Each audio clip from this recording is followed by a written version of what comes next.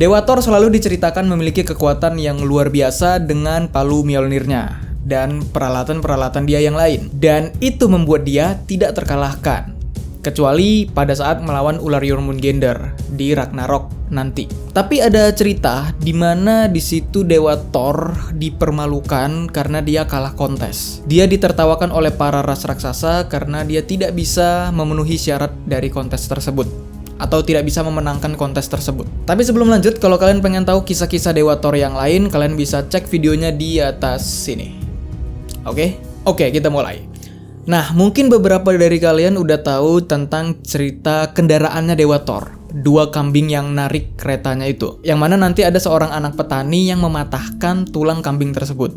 Nah, cerita itu sebenarnya ada lanjutannya, Pak. Tapi kalau kalian lupa, kita bahas dulu. Jadi Dewa Thor dan Loki itu punya tujuan ke wilayah yang namanya Utgard, dan itu ada di Jotunheim. Mereka singgah di rumah seorang petani yang ada di perbatasan untuk menginap. Nah, keluarga petani tersebut memiliki 4 anggota keluarga, yaitu suami, istri, anak laki-laki, dan anak perempuan. Yang laki-laki namanya Talfi, dan yang perempuan namanya Roxva. Nah, keluarga petani tersebut kaget karena mereka kedatangan tamu yang gak biasa, yaitu tamu seorang dewa. Tapi sayangnya mereka hanya memiliki sedikit makanan karena memang panen mereka itu lagi kurang. Seperti yang kita tahu, Dewa Thor itu makan dan minumnya banyak banget cuy. Dan tentu kalau cuma sedikit ya gak nendang bagi Thor. Jadi Dewa Thor pun memutuskan untuk menyembelih 2 kambing kendaraannya itu untuk dijadikan makanan. 1 ekor untuk Dewa Thor sendiri, dan 1 ekor lagi itu dibagikan kepada 5 orang, Loki dan 4 anggota keluarga itu. Hanya 1 permintaan Dewa Thor,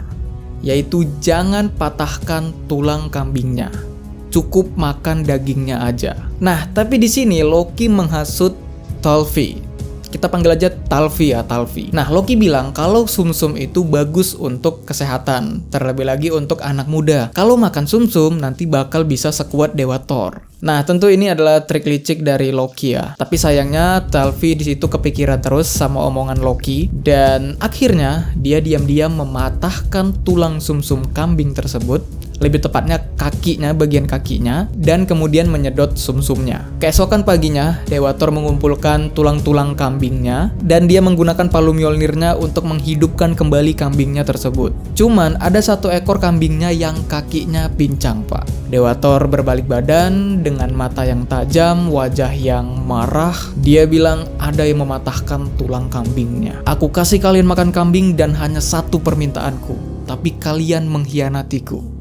Gitulah kira-kira yang dibilang sama Dewa Thor. Harusnya kuhancurkan aja pertanian ini, katanya. Keluarga petani tersebut nangis lah ya kan. Mohon-mohon mereka kepada Dewa Thor untuk tidak menghancurkan pertanian mereka. Dan Loki ya tersenyum puas di belakang Thor. Di sini kemudian Talfi mengaku kalau dialah yang mematahkan tulang kambingnya. Dia mohon kepada Dewa Thor untuk tidak menghancurkan pertanian ayahnya, karena ini pure murni kesalahan dia. Jadi nggak ada hubungannya sama pertanian dan ayahnya. Jadi kalau mau menghukum, hukum aja dirinya. Setelah itu Talfi juga menawarkan dirinya untuk menjadi pelayannya Dewa Thor.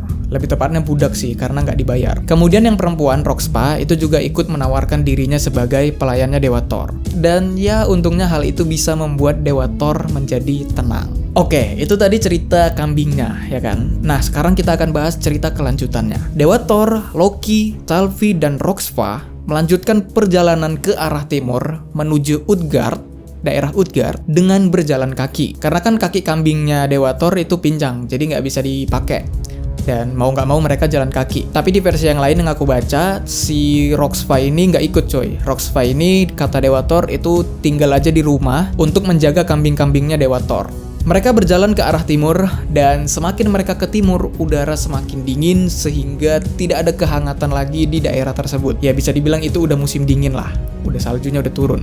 Dan ketika malam tiba, mereka mencari tempat untuk berteduh. Sampailah mereka di sebuah gua dengan mulut gua yang sangat besar. Dan di dalam gua tersebut terdapat 5 cabang lorong gua lagi. Mereka tidak berani masuk lebih dalam, jadinya mereka berteduh di dekat pintu mulut gua itu. Nah, tiba-tiba saat mereka berteduh itu ada suara yang bergemuruh dan tanahnya juga tiba-tiba bergetar. Jadi Dewa Thor siap-siap, dia berjaga sepanjang malam dengan palu Mjolnirnya. Dan ketika hari sudah siang, hari sudah mulai terang, Dewa Thor pergi ke puncak bukit untuk melihat makhluk apa yang sebenarnya bergemuruh tadi dan bikin tanah jadi bergetar. Dan ternyata itu adalah dengkuran dari suara raksasa Skrimir. Dia adalah raksasa yang sangat besar sehingga suara dengkurannya itu bikin tanah bergetar. Ketika Dewa Thor sedang memperhatikan raksasa tersebut, raksasa itu kemudian membuka matanya. Dia udah terbangun dan tidak terjadi pertarungan.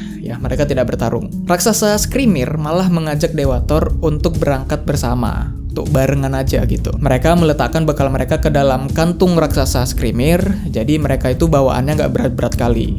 Biar Skrimir aja yang bawa. Dan ya tentunya karena raksasa Skrimir itu adalah raksasa yang sangat besar, langkahnya juga itu sangat jauh. Sekali langkah itu bisa jauh banget. Ini adalah tantangan bagi Dewa Thor, Loki, dan Talfi untuk mengejar raksasa tersebut. Bagi Dewa Thor dan Loki ya, mereka itu sebenarnya sanggup untuk mengimbangi kecepatan raksasa Skrimir. Tapi untuk Talfi, dia hanyalah manusia biasa. Cuman dia berlari secepat tenaga, sekuat tenaga, secepat-cepatnya, sampai bisa dibilang ya dia itu udah melewati batas manusia normal untuk lari gitu. Dia udah pelari tercepat lah untuk ukuran manusia. Untungnya raksasa Skrimir itu nggak lari membawa bekal mereka. Dia malah menunggu Dewa Thor, Loki, dan Talfi. Dan kebetulan karena hari sudah mulai malam, raksasa Skrimir itu tidur duluan dan bilang kalau bekal mereka ada di kantung ini. Kalau mau ambil aja katanya. Nah, tapi sayangnya tali pengikat kantung itu diikat dengan sangat kuat. Dan talinya itu memang sangat besar coy. Sehingga Dewa Thor sekalipun gak sanggup untuk membuka tali tersebut, membuka ikatan tersebut. Dan satu-satunya cara adalah membangunkan raksasa Skrimir. Dewa Thor memanjat kepala raksasa Skrimir. Dia berada tepat di atas dahinya, kemudian menghantamkan palu Mjolnir ke dahinya raksasa Skrimir. Skrimir membuka matanya dan dia bilang, "Oh, ada daun yang jatuh di dahiku." Dia ngerasa pukulan Dewa Thor itu terasa seperti daun yang jatuh, coy. Ringan kali berarti hantaman Dewa Thor. Dan setelah itu raksasa Skrimir pun tidur lagi dan dia mendengkur lagi. Dewa Thor tentunya nggak suka dengan situasi ini. Udahlah perut dia kelaparan, terus dengar suara dengkurannya raksasa Skrimir lagi, udah lapar, berisik lagi kan. Jadi Dewa Thor sekali lagi berdiri tepat di tengah-tengah alis raksasa Skrimir. Kemudian dia menghantamkan palu Mjolnir dengan sangat kuat. Lebih kuat dari hantaman sebelumnya. Dan Skrimir malah cuma bilang, "Oh, ada buah yang jatuh di dahinya." Dia ngerasa pukulan Dewa Thor itu terasa seperti buah yang jatuh. Ringan kali berarti hantaman Dewa Thor ya. Hari sudah mulai pagi, Dewa Thor sekali lagi menghantamkan palu Mjolnirnya. Dan kali ini dia menghantam bagian pelipis. Dia menghantamkan palu Mjolnir dengan sangat kuat, bener-bener kuat. Dan apa yang dibilang oleh raksasa Skrimir? Dia bilang ada ranting yang jatuh. Di sini udah kelihatan coy, betapa terhinanya Dewa Thor ketika pukulan palu Mjolnirnya dibilang seperti daun jatuh, buah jatuh, sama ranting jatuh sama raksasa Skrimir. Kayak seolah-olah segini doang kekuatan sang penghancur dari Asgard gitu kan. Dan setelah itu hari sudah pagi, sudah terang. Raksasa Skrimir mengucapkan selamat tinggal kepada mereka bertiga karena tujuan mereka berbeda. Raksasa Skrimir itu mau ke arah utara, sedangkan Dewa Thor dan kawan-kawan itu mau ke arah timur. Jadi ya memang mereka harus berpisah di situ. Setelah siang hari mereka berjalan ke arah timur, mereka menemukan sebuah kastil raksasa. Kastil yang sangat besar. Pintu gerbangnya aja itu sangat besar coy. Dan mereka bertiga pun masuk melalui celah-celah dari jeruji besi gerbangnya. Ketika mereka bertiga sampai di aula utama, di ujung ruangan duduklah seorang raksasa yang mana dia adalah raja di tempat tersebut, di kastil itu, yang bernama Utgard Loki. Loh, kok namanya sama bang kayak Loki? Iya, memang begitu cuy namanya, sama. Cuman biar beda, biar nggak ketukar-tukar, ya kita bilang ini Lokinya Utgard. Jadi ditambahin lah namanya Utgard Loki, biar nggak kebalik-balik. Tapi itu cuma namanya doang ya cuy. Kalau penampilannya, fisiknya itu udah jauh beda. Loki ya seukuran manusia, Utgard Loki ya raksasa. Utgard Loki menyambut mereka dengan baik. Tapi dia juga bilang, hanya orang istimewa aja yang diterima dengan baik di tempat ini. Dan apakah Dewa Thor dan kawan-kawan memiliki keistimewaan tersendiri? Untuk mengetahuinya dibuatlah sebuah kontes. Yang pertama diuji adalah Loki. Loki ditanya apa keistimewaannya. Loki bilang dia bisa makan dengan lebih cepat dari siapapun. Jadi di sini Loki bakal kontes makan dengan raksasa yang bernama Logi, pakai G, Logi. Jadi dibawalah palung yang panjang, terus dituangkan banyak makanan di situ. Ada daging sapi, daging kambing, daging kelinci, daging rusa, dan lain-lain. Mereka start dari masing-masing ujung, dan ketika dimulai, Loki bener-bener cepet banget makannya cuy. Dan Logi itu juga sama cepatnya, hingga mereka berdua ketemu di tengah-tengah. Utgard Loki kagum kepada Loki karena mereka berdua makannya itu imbang cuy, sampai jumpanya itu pas di tengah-tengah. Nah, tapi sayangnya Loki tidak memakan tulang-tulang dari makanan tersebut, sedangkan Logi itu makan semuanya. Bahkan palung-palungnya itu dimakan juga coy. Palung makanannya itu dimakan. Jadi tulangnya dimakan, palungnya juga dimakan, tempatnya itu juga dimakan. Dan ya berdasarkan penilaian tersebut berarti Logi yang bakal menang. Logi yang menang, bukan bakal lagi. Utgard Loki kemudian memandang Talfi. Dia bertanya, apa keistimewaan Talfi? Talfi bilang dia bisa berlari lebih cepat dari siapapun. Dan ya, kontes berikutnya adalah balapan lari. Karena Talfi masih kecil, ya masih remaja, dan ukurannya juga kecil, seukuran manusia ya. Utgard Loki tidak akan mengadunya dengan raksasa yang besar. Karena itu udah nggak masuk akal coy, udah beda ukuran. Jadi dilaga sama raksasa yang masih kecil, masih seukuran manusia. Jadi dia memanggil raksasa yang bernama Hugi. Hugi ini gak banyak omong, dia banyakkan diam dan tersenyum. Mereka pergi keluar dan dimulailah balapan ini. Ketika dimulai, Talfi lari dengan sekuat tenaga. Dia berlari lebih cepat dari manusia manapun. Tapi ketika dia sampai di tengah perjalanan, Hugi sudah masuk ke garis finish duluan coy. Bahkan Hugi melakukan itu dengan sangat mudah. Talfi udah lari dengan sangat cepat, napasnya udah ngos-ngosan, udah terengah-engah. Hugi malah santai aja. Dia kayak lari ini ngerasa sangat mudah gitu. Talfi nggak terima, jadi mereka kontes lagi dan Talfi kalah lagi. Dia nggak terima lagi, balapan lagi, dan Talfi kalah lagi. Dan ya, kontes kali ini dimenangkan oleh pihak ras raksasa. Utgard Loki di situ memaklumi dari kekalahan Loki dan Talfi. Tapi dia berharap banyak kepada Dewa Thor, kepada sang penghancur dari Asgard. Utgard Loki bertanya kepada Dewa Thor, apa yang bisa Dewa Thor tunjukkan kepadanya. Dewa Thor bilang dia bisa minum. Tidak ada minuman yang tidak bisa dia habiskan. Utgard Loki kemudian memberikan sebuah tanduk yang berisi minuman. Dia bilang kalau para raksasa yang perkasa itu bisa menghabiskan air dalam tanduk ini dalam sekali angkat. Beberapa raksasa bisa minum air ini dalam 2 kali angkat. Tapi kalau udah 3 kali, ya itu hitungannya udah lemah kali coy. Berarti dia lemah, nggak kuat minum. Tanduk minuman itu sangat panjang, tapi Dewa Thor sanggup mengangkatnya dan meminumnya. Air itu terasa dingin dan asin, tapi Dewa Thor berusaha minum sampai dia kehabisan napas dan nggak kuat untuk minum lagi. Dan ketika dilihat, ternyata airnya masih banyak. Diberikanlah kesempatan kedua kepada Dewa Thor untuk mengangkat tanduk itu dan meminumnya lagi. Dan ketika dilihat, ternyata airnya hanya berkurang sepanjang ibu jari, Pak. Para raksasa mulai tertawa dan Dewa Thor di situ menatap mereka dengan mata yang layas. Dan raksasa itu terdiam. Kemudian diberikanlah satu kesempatan lagi. Ini adalah kesempatan ketiga, 3 kali angkat. Kalau Dewa Thor tidak bisa menghabiskan dalam angkatan ketiga ini, ya berarti dia berada di bawah lemah. Lemah itu di sini berarti Thor di bawahnya lagi. Diangkatlah tanduknya, Dewa Thor kemudian minum dengan durasi yang lebih lama dari sebelumnya. Dia meminumnya dengan napas habis-habisan. Dan ketika dilihat, ternyata airnya hanya berkurang sepanjang telapak tangan. Dewa Thor pun gak mau melanjutin lagi untuk minum, karena dia ngerasa ada yang aneh sama tanduk itu. Jadi dia mau kontes yang lain aja. Utgard Loki menyarankan untuk tes kekuatan fisik. Bisakah Dewa Thor mengangkat seekor kucing raksasa? Dan Utgard Loki sempat-sempatnya meremehkan Dewa Thor. Dia bakal maklum kalau Dewa Thor nggak bisa ngangkat kucing ini katanya. Karena Dewa Thor ukurannya kecil, sedangkan kucing ini ukurannya raksasa. Ya, dengan diremehkan begitu Dewa Thor pun marah lah ya kan. Dia ingin membuktikan kalau dia bisa mengangkat kucing tersebut. Dan ketika diangkat, kucing tersebut melengkungkan badannya sehingga ya kakinya itu masih menyentuh tanah. Dan Dewa Thor harus menjulurkan badan lebih tinggi lagi agar kakinya terangkat.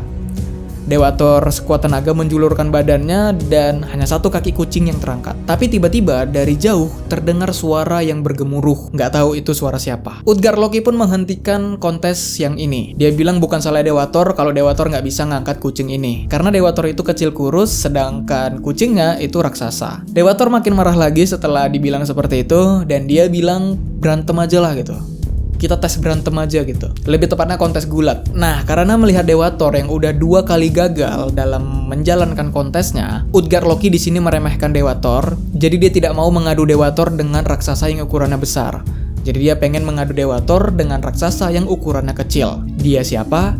Dia adalah ibu angkatnya Utgard Loki yang sudah tua. Dewa Thor di situ ngelihat ibu angkatnya Utgard Loki, dia kayak kayak nggak tega gitu cuy. Saking tuanya musuhnya ini, dia nggak tega untuk menghajarnya. Tapi ya mau nggak mau dilawan lah. Mereka berdiri hadap-hadapan dan peraturannya adalah yang jatuh duluan, dialah yang kalah. Dewa Thor mendorong raksasa tua itu, dia juga menjegalnya, tapi raksasa tua itu kayak batu karang coy. Dia nggak bergerak sama sekali, udah didorong, udah dijegal, nggak bergerak. Raksasa tua itu kemudian merangkul Dewa Thor dan dia menyeretnya ke tanah, mau dijatuhkan gitu dari rangkulannya. Dewa Thor berusaha tetap berdiri, dia berusaha melawan biar nggak dijatuhkan, tapi pada akhirnya dia juga dibikin berlutut.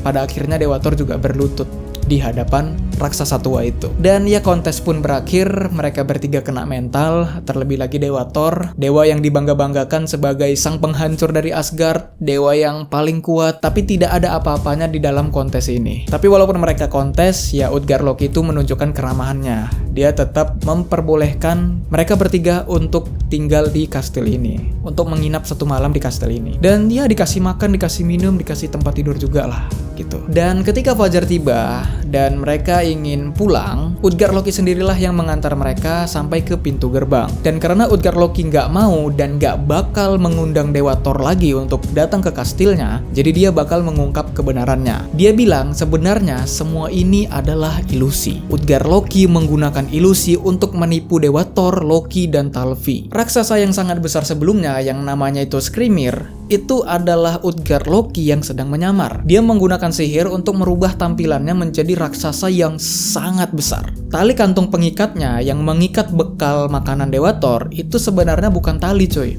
Itu adalah memang besi, dan besi itu hanya bisa dipatahkan dengan sihir. Terus pada saat malam ketika Dewa Thor ingin memukul raksasa Skrimir itu sebenarnya raksasa Skrimir itu pura-pura tidur. Dia nggak tidur sebenarnya. Dan kenapa pukulan palu Mjolnir dari Dewa Thor itu tidak terasa bagi raksasa Skrimir, itu adalah ilusi yang dibikin sama Utgard Loki atau Skrimir. Jadi raksasa Skrimir itu memindahkan gunung di antara kepalanya dan palu Mjolnir. Cuman gunungnya itu dibikin gak terlihat.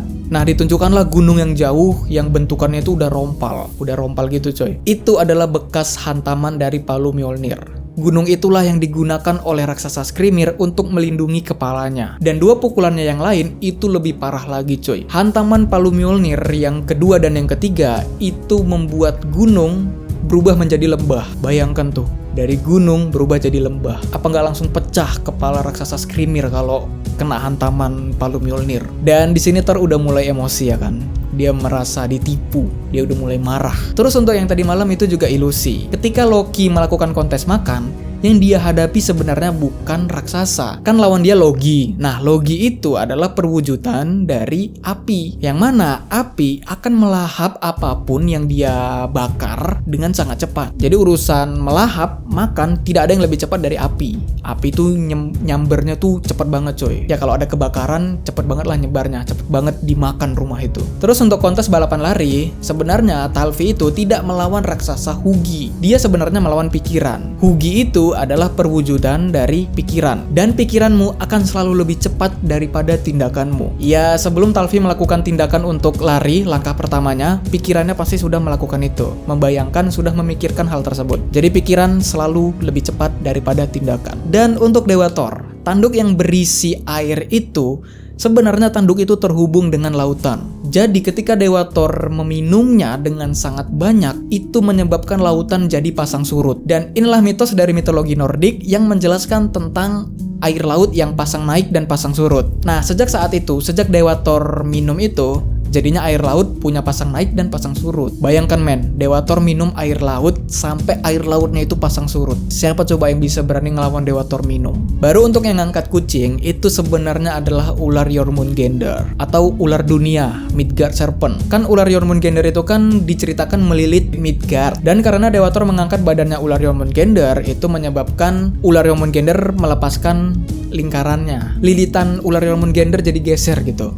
Makanya tadi terdengar suara bergemuruh. Dan yang terakhir yang bisa bikin Dewa Thor itu berlutut itu sebenarnya adalah perwujudan dari usia tua. Tidak ada makhluk hidup manapun yang bisa melawan usia tua, termasuk Dewa Thor sendiri. Dia juga kalah sama usia tua kan. Sehebat-hebatnya manusia, sehebat-hebatnya makhluk hidup, bahkan Dewa Thor itu sendiri, dia bakal kalah sama usia tua. Dia bakal tua juga, dia bakal melemah, dia bakal sakit-sakitan, dan bahkan dia bisa mati juga. Itulah kenapa tidak ada yang bisa sanggup melawan usia tua. Cuma dengan pertarungan sengit Dewa Thor, ketika usia tua itu mau menguasai dirinya, mau dijatuhkan, Dewa Thor di situ kan masih sempat berusaha untuk berdiri, dan itu udah jago banget lah. Ketika usia tua datang, Dewa Thor masih sangat kuat. Cuman ya tetap aja ujung-ujungnya tetap kalah juga. Jadi ya sebenarnya mereka bertiga ini hebat coy. Mereka bertiga ini tidak lemah. Mereka bukan pecundang. Cuman karena kena ilusi aja. Mereka kena genjutsu aja. Dan setelah melihat semua kekuatan itu, Utgard Loki pun gak mau lagi ngundang Dewa Thor. Dia bakal berusaha menjauhi Dewa Thor. Makanya karena dia gak bakal bertemu lagi dengan Dewa Thor, makanya Utgard Loki ini membocorkan rahasianya. Ya untuk terakhir kalinya lah mereka bertemu. Terus tiba-tiba Dewa Thor menghantamkan palu Mjolnir ke Utgard Loki.